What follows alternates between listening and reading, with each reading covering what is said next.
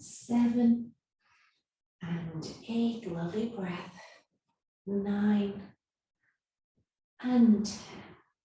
Then we bring that right leg up, hold behind, see if you can lift the other leg off, nice and easy, keep in balance. You can keep that right leg down and we can go in and out for 8, or you can hold the opposite leg up, support if you wish, and go for your 8. Reaching through the heel, driving from the hip.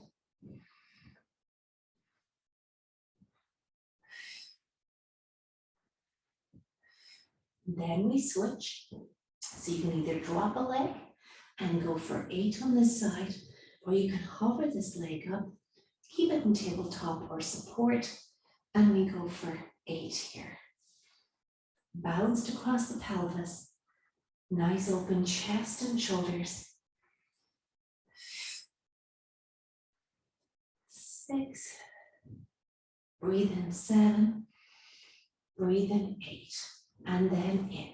So we're going to take the leg down, knee into the chest, flat foot, reaches to the ceiling, then bring your knee to your nose and reach to the ceiling, knee to nose, reach both legs, soften, reach both legs, soften, and we'll switch. Knee to nose and heel reach, reaching through the backs of those legs, through the knee, reaching through the heel, and a reach, and in, reach, and in. Down we go, arms go wide to the side, and we keep our ribcage nice and settled on the floor, and we move our knees side to side. Side to side, keeping the shoulders nice and steady. Now I'm going to go right hand on my right rib cage and left hand on my left hip. So here we're feeling the obliques that will run right across the body. Sorry, I should have shown you that here and here. This is where we want to feel, and that's really involved in our locomotive movement as we walk, run, or cycle, or swim. So we go side to side, and you're going to notice when the hands come together and when the hands pull apart. When your hands come together and pull apart. Shortening and lengthening. Shortening and lengthening. Now we're going to add to that. So you're going to feel the shortening, bring the top leg and kick it out.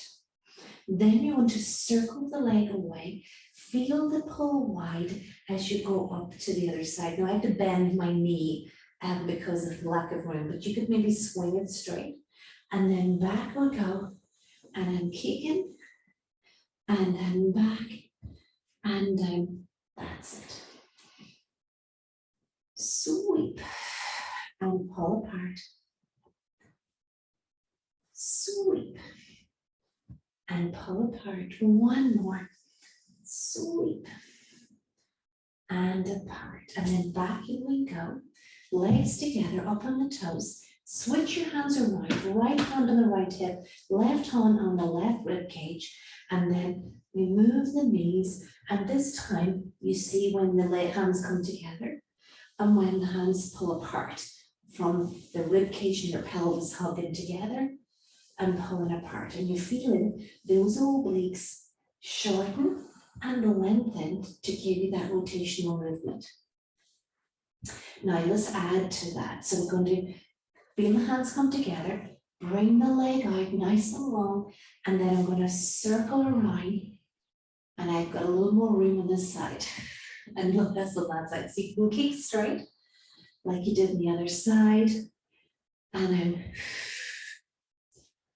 feeling that lovely work on my, sorry, I'll shift around and I might get that straight leg, yeah. Of course, if you need to bend your knee, you can as well, or you can keep it straight.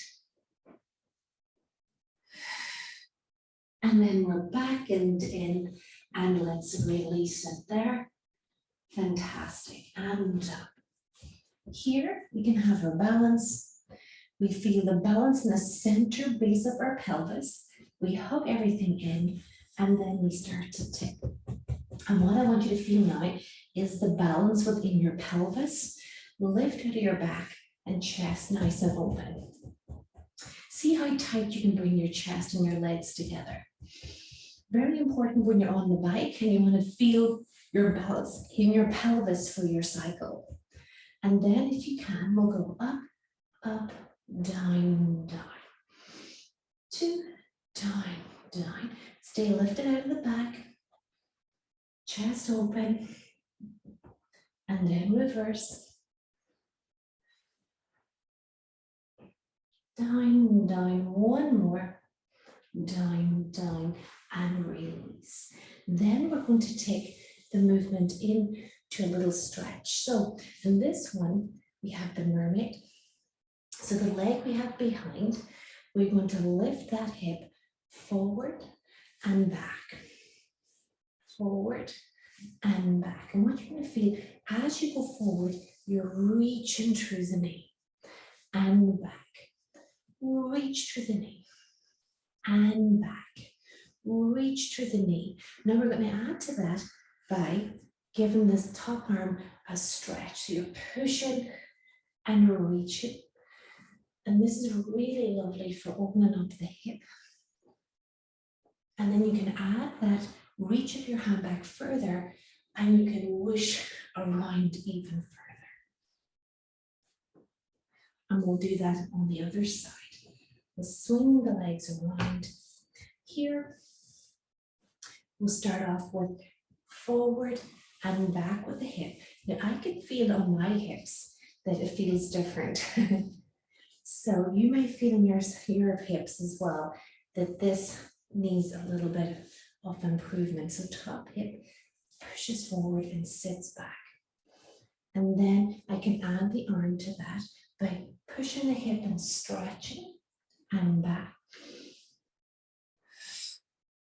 And I can move my arm back and get a little bit more. But again, my focus is pushing that hip forward and back vulnerably. And back and release. Take it around and then just do a little release of the hips all together there. And now we're going to come over onto the side. So we're going to take those legs in front and then we're going to take the top leg up and line with the hip. So we're going to keep an eye on that connection from ribcage to pelvis here as well. So we're going to start going forward from the hip and back from the hip. Forward and back. Lovely. And then you're noticing that the space between your thumb and your fingers doesn't change as you go forward and back. And you might find on the way forward, you have to think about keeping the length. And then as your leg pushes back, your hip might want to go with your legs. You're going to feel a little tautness to hold.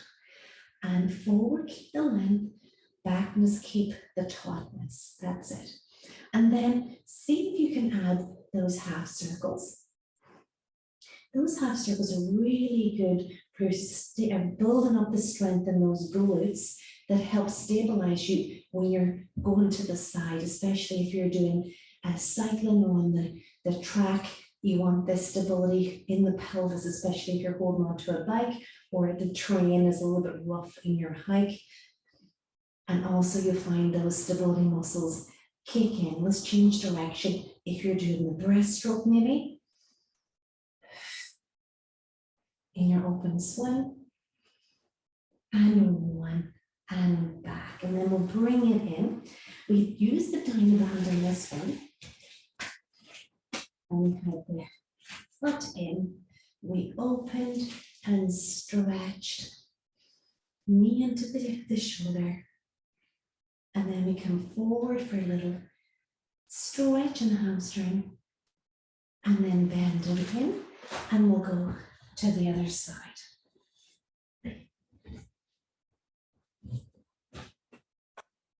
So the legs come forward, we stack the hips, stack the shoulders, up we come. Keep an eye on the space between the pelvis and the rib cage. It stays long and then it stays nice and taut. Really stabilizing the torso so all the drive can stay in your leg. So it keeps that lovely abdominal wall feeling a little less pushy from the back. And you're always trying to increase your range forward and back. And then we take that into your rainbow. Again, strengthening the muscles in the side of the hip and keeping an eye on that space again that is nice and steady. Changing direction for 5. Work your range. 2 and 1 and in and down. Lovely. So let's take that up and over onto the tummy. Oh, sorry, I forgot to do the stretch on the side. Grab your tummy back. And we had that knee into the chest, knee to ceiling. Reach it up. Inhale. Exhale. And straight in front with a lovely palm. And bending in. And then last of all, we have the hands under the forehead. We'll take the legs up. Feel the pelvis nice and pinned. The front of your thighs are lovely and long. And then we'll take a little weight out of the legs so the lower leg is off. Toes pointed. We'll start with right leg up and down. And I want you to really focus on stretching your front of thighs, pinning your pubic bone. And then if you can, we'll add a little speed. 2, 3, 4, 5. Exhale. 2, 3, 4, 5. And in. 4, 5. Exhale. 2, 4, 5. Last 2. 3, 5. Last 1. Moving from the hip. Exhale. 2, 3, 4, 5. Let's release. Pop up onto the hands and knees. Tuck the toes. Curl up and down. Curl it up and down. Last one. And release.